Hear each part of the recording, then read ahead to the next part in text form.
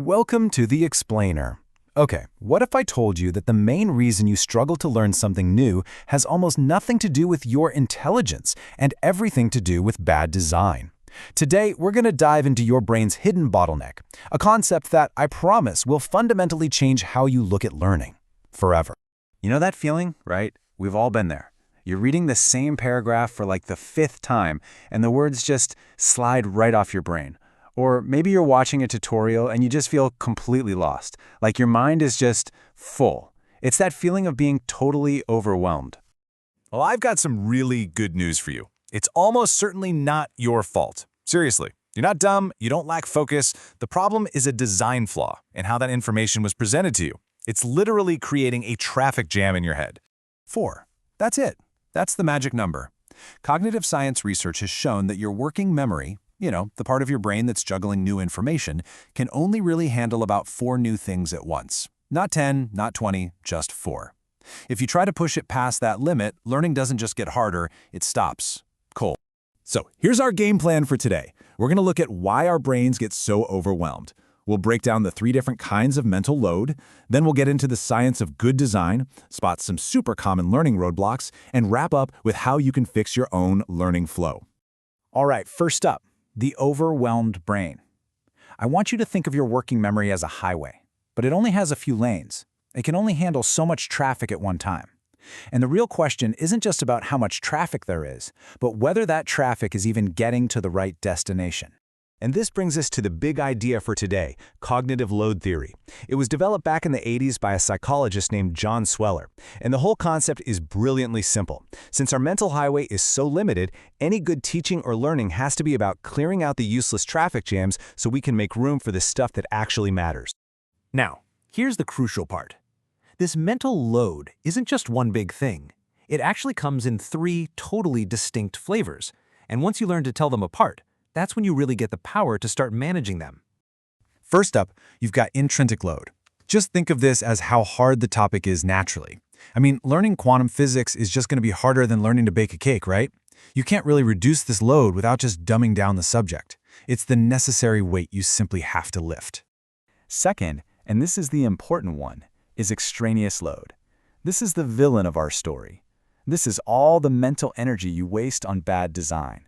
We're talking confusing layouts, distracting pictures that don't mean anything, or instructions that are pages away from the thing you're trying to do.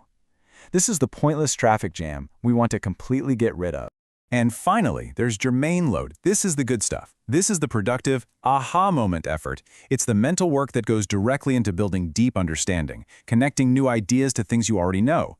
This is where real learning happens, and our goal is to maximize this as much as possible. So what you're looking at here is basically the central equation of learning. It's simple math. The inherent difficulty plus the wasted effort plus the good productive work, all of that has to fit inside your brain's very limited capacity. If the total is too high, you hit cognitive overload, and learning just grinds to a halt. Okay, so let's get into the science, because this isn't just some neat theory, It's backed up by decades of experiments that show how these tiny, almost unnoticeable design changes can have a massive, massive impact on how well we learn. This right here perfectly illustrates something called the split attention effect. Look at the left. You've got a diagram, but the explanation is somewhere else. Think about every terrible textbook you've ever had. Your brain wastes so much precious energy just flipping back and forth, trying to connect the dots. Now look at the right. The information is integrated. Simple, right? But that one change gets rid of a huge amount of wasted mental effort. It's just that easy. And it goes way beyond just split attention. Research has found all these other cool principles. For example, the redundancy effect. Turns out, narrating the exact same text that's on a slide actually hurts learning. Or the worked example effect. Beginners learn way faster from studying a solved problem than from struggling through it themselves. And my personal favorite, the expertise reversal effect, which says that the very design that helps a total beginner can actually slow down an expert. How wild is that? So now that we know the science, let's look at the common roadblocks. These are the things we all do, either as teachers or learners, that accidentally sabotage the whole process by piling on that useless extraneous load. Let's just break down a few of these, because they're everywhere. You know that fancy, professional-looking stock photo you put in your presentation? Yeah, it's probably just a distraction. Or separating instructions from the form field where you need them? That's forcing pointless mental gymnastics. And this idea that more information is always better, that's just a direct path to total cognitive overload. All right, enough theory. Let's get really practical. How do we actually fix our learning flow? Here are some concrete things you can do to slash that bad load and seriously boost the good stuff. First, and this is a big one, integrate everything.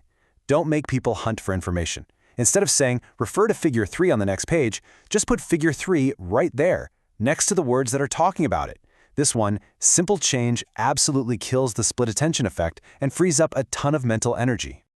Next up, use worked examples. Okay, when you're a beginner at something, doesn't matter if it's a new recipe or a bit of code, trying to solve a problem from scratch is one of the worst ways to learn. It's just too much. Instead, start by studying a fully worked out example. Let your brain build a mental map first, and then, only then, do you start to gradually take off the training wheels. And for your own studying, you need to become a more critical consumer of information.